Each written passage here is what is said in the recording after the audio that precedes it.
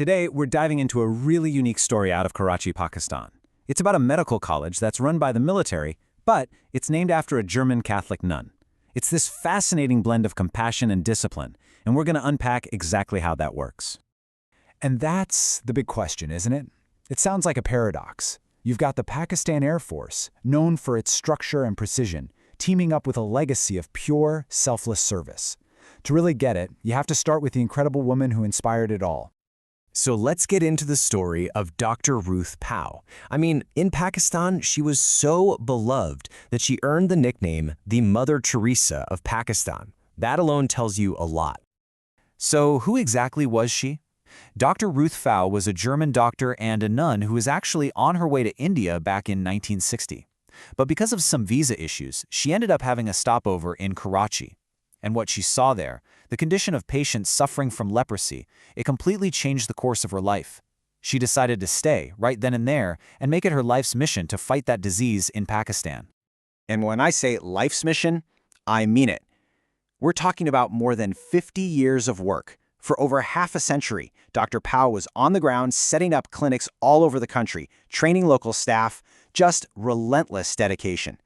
Her work was so successful that by 1996, the World Health Organization declared that leprosy was under control in Pakistan. Just a monumental achievement. And this quote, it just captures her entire philosophy. It's not about changing the whole world in one go. It's about that direct, one-on-one compassion, easing the pain of one person. That's the heart of medicine, and it's the spirit that this college wants to capture. So how does the work of one incredible person get turned into a permanent, lasting institution? Let's look at that transition. This timeline really tells the story. In 2017, when Dr. Pfau passed away, she was given a full state funeral. Now think about that. It's an almost unheard of honor for a foreign citizen, let alone a Christian woman in Pakistan. That's how deeply she was revered. And just 2 years later, the Pakistan Air Force establishes this new medical college and decides to name it in her honor. It's a direct tribute to her service. And you can see that tribute clear as day, right in the college's motto: service, excellence, and compassion. These aren't just buzzwords. They're a direct reflection of the values Dr. Paul lived every single day. The whole identity of the college is built around them. Okay, so that's the compassion part of the story. Now, let's flip the coin and look at the discipline side of things. How does a Pakistan Air Force run a medical school? What does that model even look like?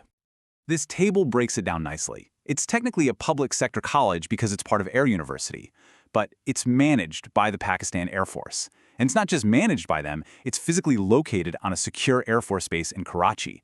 So you get this really interesting hybrid, the academic credentials of a public university, but with the infrastructure and discipline of a military environment. And here's how the leadership is set up. You see, the military provides the framework. The top boss of the Air Force is the patron-in-chief. A high-ranking officer runs the board. But then, and this is key, the person running the day-to-day academics, the principal, is a senior medical professional. So you have military oversight, but the core focus stays squarely on medical excellence. All right, we get the philosophy and the structure, but what's it actually like for the students? How does this place actually forge the next generation of doctors?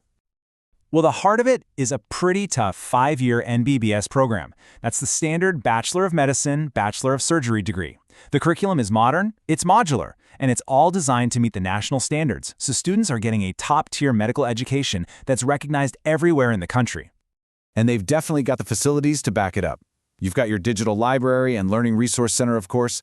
They also have these advanced skill labs with high-tech simulation mannequins so students can practice procedures safely. And one of the unique perks of this model, secure student housing right there on the Air Force Base, plus access to all the on-base sports complexes. But as we all know, a medical school is only as good as its teaching hospitals. Students here get their real-world clinical training at 2 big military hospitals.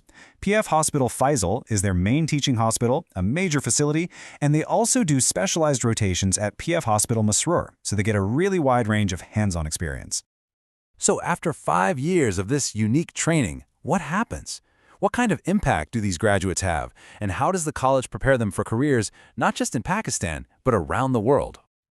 A degree is really only as strong as its accreditations, and this is where the college really shines. It's fully recognized by the big national bodies in Pakistan, But the game changer, the one that opens up the world, is its listing in the World Directory of Medical Schools.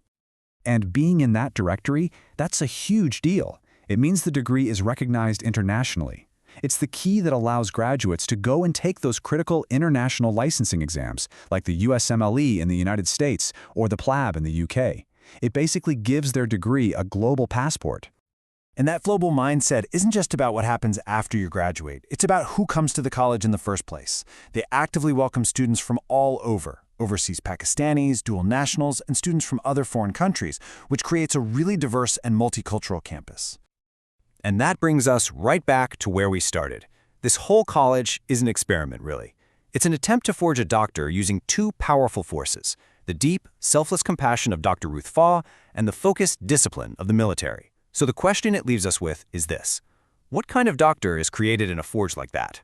Probably one with not just incredible skill, but profound character.